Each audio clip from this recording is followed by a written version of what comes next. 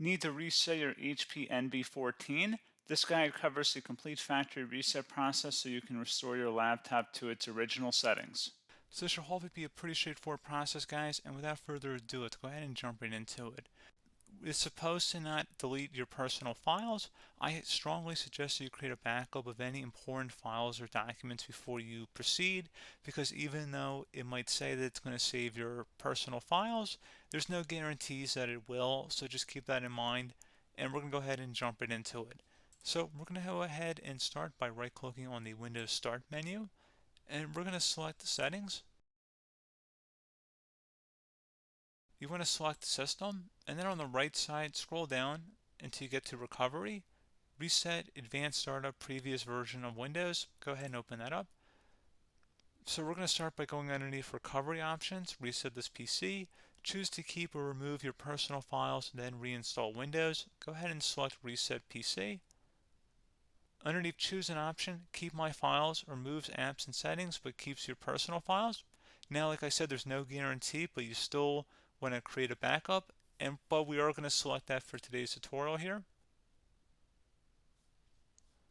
And it's going to ask how would you like to reinstall Windows. I usually do a local reinstall, so that's what I'm going to select. And current settings is going to reinstall Windows from this device, and then we're going to select next again. This shouldn't take too long here, guys. And resetting will change settings back to their default, keep personal files, reinstall Windows from this device, remove all apps and programs, and you can also view what apps will be removed. This will take some time and your PC will restart. These are the apps that will be removed, so take note of that. So you're definitely going to have to reinstall some stuff once it's done. So it looks like I accidentally closed out of there, so I'm just going to go back to exactly where we were. And we're just going to go ahead and proceed with the reset here and select reset.